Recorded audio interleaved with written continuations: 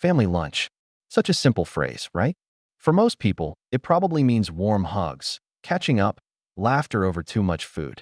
But for me, it's always been something else. More like stepping into a boxing ring where everyone else already knows the moves, and I'm just there to take the hits. On the surface, it looks perfectly normal. My mom fussing over the dishes, my siblings cracking jokes, the clinking of silverware like background music. Tradition, they'd call it. But underneath, it's always been the same silent battlefield. I think back to all the times I've sat at that same table, listening to them brag about who got a promotion, who just bought a bigger house, who's planning the next vacation. Meanwhile, my presence was like a side note, the awkward cousin in a family sitcom. They never said it outright, but the message was always clear. I was the less successful one, the quiet one, the one who never quite figured it out. When I was younger, I thought that was just normal family talk. I'd laugh along, even when the jokes stung. I told myself they didn't mean it. But as the years passed, those little jabs stuck to me like labels I couldn't peel off. Lazy, unmotivated, still trying to find your path. I started to believe them, even when the outside world saw something different. I can still picture last year's lunch. The table covered in too many dishes, the smell of roasted chicken mixing with spices that clung to the air. My brother lifted his glass, toasted to his new car, and without missing a beat, looked at me and said, "Maybe one day you'll get there too." Everyone laughed. I laughed too, because what else do you do when your worth is reduced to a punchline? And yet, despite all of it, when the text came through about this year's lunch, I said yes. Maybe it's hope, maybe it's habit, or maybe some part of me still craves their approval, like a kid who keeps showing up to a game even though they're always picked last. So here I am, on the morning of the lunch, staring at the clock, pretending it's just another meal. My stomach feels tight, not from hunger, but from dread. I know how this script usually goes. The warm greetings, the food passed around, and then the little digs, the reminders of where I supposedly stand. Still, part of me wonders, maybe this time will be different. Maybe they'll see me for who I actually am, not the version of me they've decided to believe in. But that's the thing about family. Sometimes they cling harder to their version of you than to the truth. It's strange how labels stick to you, even when you grow older and think you've shaken them off. Sitting there before the lunch, I couldn't help but drift back to when those labels first started. Childhood memories have a way of replaying like old tapes, grainy but sharp in all the wrong places. I still remember being 12, sitting at the dinner table while my older brother explained his science fair project to everyone. He got nods, claps, even an extra scoop of dessert. When it was my turn, I mentioned I'd drawn a comic book that took me weeks to finish, and my dad barely looked up. "That's nice, but maybe try something more serious next time," he said. Everyone went back to eating, like my moment had never even happened. I didn't know it then, but that's how it always was, me trying to be seen, and them deciding I wasn't worth the spotlight. High school wasn't much different. My sister made the honor roll every semester, her certificates framed and hung on the living room wall like trophies. Mine? Well, my achievements got buried under piles of mail or tossed in drawers. When I told them I wanted to study art, my mom sighed like I'd confessed to a crime. "That's a hobby, not a career," she said. And from then on, it was settled. I was the one with potential that never quite added up. The thing about hearing the same story over and over is that eventually you start to believe it. Every joke about me being unmotivated, every side glance when someone asked what I was doing with my life, it all built this invisible cage around me. They didn't even have to say the words out loud anymore. I could feel it in the pauses, the silences, the way conversations always skipped over me like I was background noise. Even now, as an adult, I catch myself replaying those little flashbacks in the quiet moments. Like the time I stayed up all night finishing a project at work, exhausted but proud, only to have my dad call and ask if I was still doing that thing with the computer. That thing, as if my career was a passing phase, not something I'd built with my own hands. And maybe that's why family lunches feel heavier than they should. They're not just meals, they're reminders of all the times I was overlooked, dismissed, measured, and found lacking. Walking into them is like walking into a hall of mirrors, where every reflection is some version of the person they've decided I am. And no matter how much I've changed, those old labels cling, whispering that to them. I'll always be the one who never made it. The invitation didn't even feel like an invitation. It was more of a command wrapped in casual words. A text from my mom that popped up on my screen while I was in the middle of work. Lunch at 2 on Sunday. Don't be late. No question mark. No, can you make it? Just the assumption that of course I'd be there, like I always was. I stared at the message for a long moment, thumb hovering over the keyboard. Part of me wanted to type back something snarky, like, sorry, I'll check with my assistant, which, for the record, I don't even have. Another part of me wanted to just ignore it, pretend I never saw it. But in the end, like clockwork, I just sent back, okay. That's the thing about family. You keep showing up even when you know you'll leave feeling smaller than when you walked in. And maybe, deep down, there's always this little flicker of hope that it'll be different this time. Maybe they'll finally notice the person you've become instead of the person they keep dragging you back to. I remember staring at the glow of that message on my phone late that night, the room dark except for that screen. For some reason, it felt heavier than it should have, like 4 words could carry the weight of every awkward lunch, every backhanded comment, every moment I swallowed my pride just to keep the peace. I even thought about making an excuse. Work, deadline, not feeling well, something vague enough to get me out of it. But the thought of the follow-up calls, the guilt trips, the inevitable, you never make time for family, felt worse than just showing up. So I convinced myself it was fine, just a couple of hours. I could smile, nod, take the usual hits, and go home. No big deal. But as Sunday crept closer, I noticed this tightness in my chest whenever I thought about it. It wasn't fear exactly. It was more like bracing for impact. Like you know the punchline to a joke you've heard 1,000 times, but you still wince when it lands. And maybe that's why I didn't sleep much the night before. I lay there in the dark, listening to the hum of the fan, staring at the cracks in my ceiling, wondering why I still gave them this power over me. Why I still felt like the kid at the dinner table, waiting for someone to look up and say, hey, you matter too. But no one ever did. And still, I was going. Because that's what I always did. Walking into that restaurant felt like walking into a play I'd already memorized, except this time I wasn't sure I wanted the part. The first thing that hit me was the smell, grilled meat, butter, and something sweet I couldn't quite place. Maybe cinnamon. The kind of smell that should feel comforting, but instead made my stomach twist tighter. I paused at the door for a second, watching through the glass as my family sat at the long table near the window. They were already laughing at something, drinks in hand, shoulders pressed close. For a split second, I thought about turning around, pretending I got the date wrong, maybe even driving off and never mentioning it. But then my mom looked up, saw me, and waved me over with that sharp little motion that felt less like welcome and more like get over here. The moment I stepped inside, it was like I'd walked into a bubble that didn't really have space for me. The noise of the restaurant, the clinking plates, the chatter, seemed to dim the closer I got. My siblings glanced up, smiled politely, then went right back to their conversation as if my arrival hadn't even interrupted. No hug. No good to see you. Just the scrape of a chair as I pulled it out myself. I sat down, the cushion colder than I expected, and tried to catch up with what they were talking about. Vacations, investments, kids' school rankings, all the usual. The laughter was loud, but it was the kind of loud that makes you feel small, like being on the outside of a glass wall watching everyone else live in color while you're muted. I forced a smile, nodded when I had to, but inside, my thoughts were running faster than the conversation. Here we go again, I thought. Round 1. My mom leaned over and patted my hand, the gesture just a little too rehearsed. Glad you made it, she said, then turned right back to my brother to ask about his new job. The pat still burned on my skin, not with warmth, but with the reminder that even her attention was temporary, something I had to share with her curiosity about everyone else's life. The plates started arriving, steaming dishes of pasta, sizzling platters that filled the air with the sound of oil still popping. Everyone reached in, serving themselves, forks clattering against porcelain. I waited, let them pile up their plates first, because that's what I'd always done. It was almost muscle memory at this point. Wait, watch, shrink a little, then move when no one's paying attention. And as I finally scooped a little onto my plate, I caught myself wondering why I kept playing along.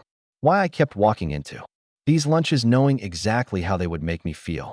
It was like touching a hot stove every time, knowing it would burn, but still reaching out anyway. It always starts small, almost harmless, like they're just warming up. My brother leaned back in his chair, swirling his drink, and casually asked, "So, are you still doing that thing with the computers?" The way he said that thing made it sound like I spent my days in a basement fixing broken printers. I opened my mouth to explain, again, that I actually manage projects now, real clients, real deadlines. But before I could finish, my sister laughed and said, "Well, hey, at least you're not unemployed. That's progress, right?" The table chuckled, forks tapping against plates like punctuation marks. I smiled. Or at least, I think I did. That fake kind of smile that feels heavy on your face. On the inside, though, I was screaming. Because it wasn't a joke. Not to me. It was another brick added to the pile I've been carrying since I was a kid. They think it's funny, these throwaway comments. But they stick. They stayed. As the food kept coming. So did the little digs. My sister bragged about her daughter getting into some advanced class, and then turned to me with a smirk. "Don't worry, maybe your kids will inherit better genes." Everyone laughed again. I laughed too, but inside my chest, it felt like something cracked a little. I don't even have kids yet, and somehow I was still losing in a race that hadn't even started. The worst part is how normal it feels now. The rhythm of it. Compliment, brag, insult, repeat. Like background music I've learned to live with. I tried to push it down, tried to focus on the food in front of me. I stabbed a piece of chicken, chewed it slowly, and listened to the sound of laughter bouncing off the walls. It was so loud, but I'd never felt more invisible. At one point, I caught my reflection in the shiny silver jug of water sitting in the middle of the table. I barely recognized myself. Eyes tired, jaw tight, smile thin and practiced. I looked like someone who was just trying to survive dinner, not someone who belonged there. And maybe that's the truth. I didn't belong. Not really. Still, I kept nodding, kept pretending, because what else do you do? Call them out and risk ruining family time?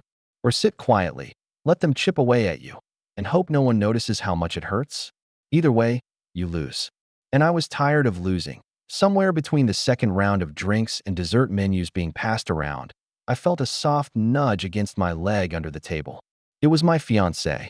She gave me this quiet look, the kind that didn't need words. The kind that said, "Are you okay?"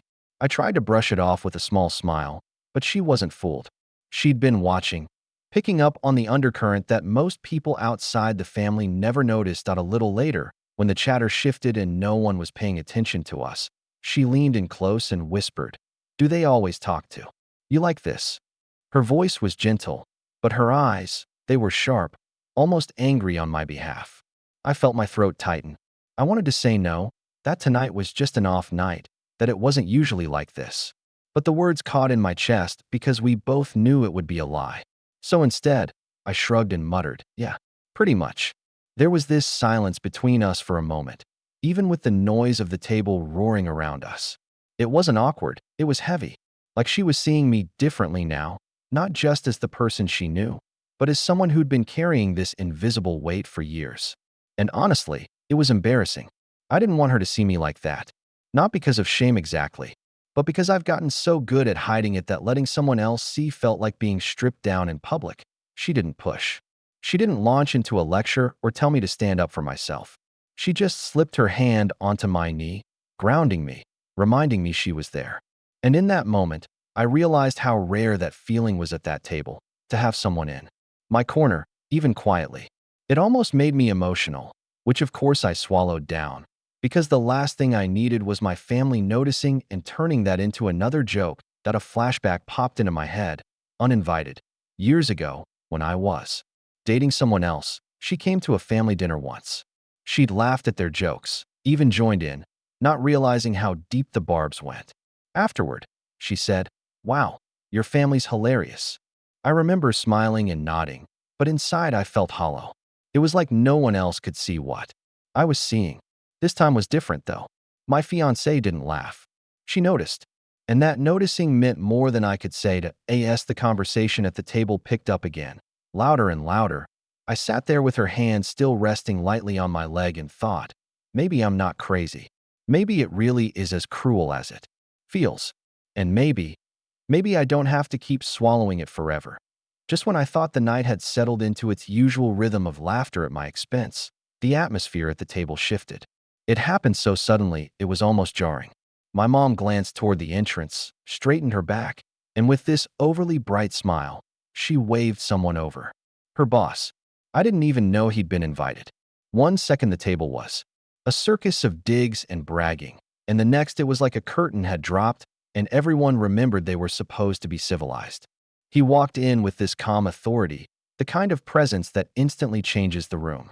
My siblings adjusted their posture, their voices softened, their smiles sharpened into something more polished. It was like watching actors switch scenes. Mid-play, I sat there quietly, trying not to roll my eyes at how fast the transformation happened. When Mom introduced us, I expected the usual polite nod. But instead, he looked right at me, offered his hand, and said my name with this tone of recognition. "Oh, you're the one who handled that project for the firm last year, aren't you?" he asked. For a second, I was caught completely off guard. My brain scrambled, trying to place when and how our paths had crossed, and then it hit me. He was right. Months ago, I'd worked behind the scenes on a deal his company was involved in. Nothing glamorous, just part of my job. Yet here he was, remembering me, calling me out in front of everyone. I managed a small nod, shook his hand, and said, "Yes, that was me." He smiled, almost impressed, and added, "Well done." That was handled smoothly. Rare to see that kind of professionalism these days. And just like that, for the first time in my life, the table went silent. All eyes turned toward me. My siblings, who had just been laughing at my so-called computer thing, suddenly froze mid-bite. Even my mom's face shifted, caught somewhere. Between pride and shock, the silence was thick, and in it, I felt something I hadn't felt at that table in years: validation. Not from them, of course, but from someone they respected. And the irony wasn't lost on me. My worth had to be spelled out by a stranger, my mom's boss of all people, before they'd even consider seeing it. I wish I could say I basked in it, that I stood taller and owned the moment. But honestly, all I felt was this strange mix of satisfaction and sadness. Satisfaction because, for once, I wasn't invisible. Sadness because it took an outsider to make them pause. I caught my fiancé's eye across the table, and she gave me this tiny smile, like, "See? You're not imagining things. You matter." The rest of the table tried to recover, conversation stumbling awkwardly back in motion, but the energy had shifted. They couldn't unhear the word he'd used when he shook my hand. Sir. My mom's boss had called me sir. And in that single word, everything I'd been trying to prove for years suddenly had weight. I thought maybe the respect in my mom's boss's voice would change something, that it would buy me at least a few minutes of breathing room at the table. But as soon as he left, it was like a switch flipped.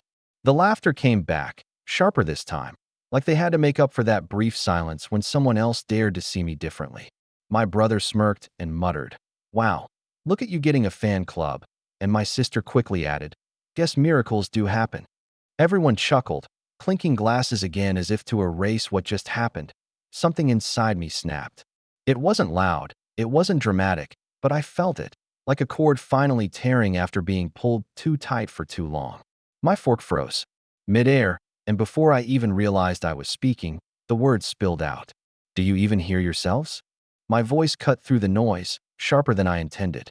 The table went quiet instantly, forks clattering against plates, drinks paused mid-sip. For the first time in years, I didn't laugh it off. I didn't swallow it down. I let it out. Every single time we sit down like this, it's the same routine. You take turns reminding me how much better you are, how much further ahead you've gone, and I'm just supposed to sit here, smile, and be the family joke. Do you have any idea what that feels like? To be reduced to nothing in the one place. You're supposed to feel like you matter? The words came faster now, each one burning on the way out. You don't even see me. You never have. To you, I'm just the one who never measured up. But outside of this table, people respect me. People know me. People call me sir. And it shouldn't take a stranger saying it for you to finally shut up for 2 seconds. I could see the shock ripple across their faces. My brother's smirk had vanished, replaced with something tighter, like he didn't know if he should defend himself or just look away. My sister stared down at her plate, suddenly fascinated by her fork. And my mom. She just sat there, stunned, her lips parted but no words coming out. The silence that followed was heavier than all the laughter before. I could hear the faint hum of the restaurant around us, the clinking of dishes from another table, the faint buzz of conversation from strangers, but at ours, nothing. Just the sound of me breathing hard, heart pounding in my chest like I'd just run a marathon. And for the first time in my life, I didn't feel small at that table. I didn't feel invisible. I felt raw, exposed, maybe even reckless, but I felt real. No fake smile, no nodding along, no playing my part in their script. Just me, finally saying out loud what I'd been carrying for years. The silence after my outburst stretched longer than I thought it would. At first, I expected someone to snap back, to turn it into another joke, to cut me down for daring to speak up. But no one did. My words just sat there, hanging above the table like smoke after a fire. My mom looked at me with wide eyes, her lips pressed into a thin line like she was trying to swallow something bitter. My brother shifted uncomfortably, suddenly very interested in his glass of water. My sister toyed with her napkin, folding and unfolding it, her smirk gone. For the first time in a long time, they had nothing to say. And yet, their silence didn't feel like victory. It wasn't relief. It felt hollow, because I knew what would come after. The whispers when I left. The phone calls later about how I overreacted, how I made things awkward, how I was too sensitive. I knew this story wouldn't be remembered as me finally standing up for myself. It would be remembered as me ruining family lunch that I pushed back my chair slowly. The scrape of wood against tile sounding louder than it should have. "I think I'm done," I said, my voice steady but tired. No one stopped me. No one asked me to stay. My fiancée rose quietly beside me, her hand brushing mine, and together we walked out. The moment the restaurant doors shut behind us, the world felt different. The muffled laughter and clinking glasses of other tables faded into the background, replaced by the sounds of traffic outside, the hum of engines, the occasional honk. The air was cool, carrying the faint smell of rain from earlier in the day. I took a deep breath, the first real one of the evening, and felt a strange mix of freedom and sorrow wash over me. That we walked in silence for a while, the click of her heels against the pavement keeping rhythm with my heavier steps. She didn't ask me how I felt. She didn't have to. I think she knew. The truth was, I felt lighter for saying what I said, but also lonelier than ever. Because in that moment, it hit me, my family wasn't going to change. They would always see me through the same old lens, no matter how far I'd come. And maybe the only way to protect myself was to finally put some distance between us. As we reached the car, I glanced back at the restaurant's glowing windows, silhouettes moving inside like shadows on a stage I'd finally walked off of. For the first time, I realized I didn't have to keep playing that role. I could leave the script behind. The days after that lunch felt strange, almost unreal. My phone buzzed a few times, missed calls from mom, a couple of short texts that said things like, "We need to talk," or "Families shouldn't fight." I couldn't bring myself to answer. Not because I didn't care, but because I finally realized how much answering had cost me over the years. Every time I showed up, every time I let the little joke slide, every time I pretended it didn't hurt, I was trading pieces of myself just to keep the peace. And that day, when I finally broke, I wasn't just speaking out against them. I was reclaiming myself. That I kept replaying the moment my mom's boss shook my hand, called me sir. Not because of the title, not even because of the respect. It was what it revealed. That outside of that table, outside of their narrow view of me, I had worth. Real worth. The kind that didn't need to be explained or defended or wrapped in self-deprecating jokes to survive. It stung, realizing my family had never been able to see that, but at the same time, it was freeing. Their blindness wasn't my burden anymore. One night, I sat by the window in my apartment, the city lights glowing like scattered stars, and I let myself breathe. The air outside was cool, and I could hear the faint sound of traffic far below. For the first time in a long while, I felt calm. Not because everything was fixed, God knows it wasn't, but because I'd finally stopped waiting for them to rewrite the story. I was done waiting for their approval, done shrinking myself to fit the role they'd assigned me. And I thought about something simple. How much energy I'd wasted trying to be seen by people who refused to look. That's the real betrayal, isn't it? Not that they made jokes, but that I kept giving them the power to define me. That ends here. If they ever want to know who I really am, they'll have to meet me where I stand now. not drag me back to who I was. It's funny, isn't it?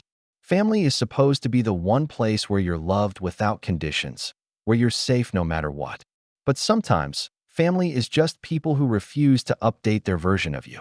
And when that happens, you have a choice. Keep playing the role, or walk off the stage that I've chosen to walk. And for the first time, I don't feel like nothing. I feel like myself.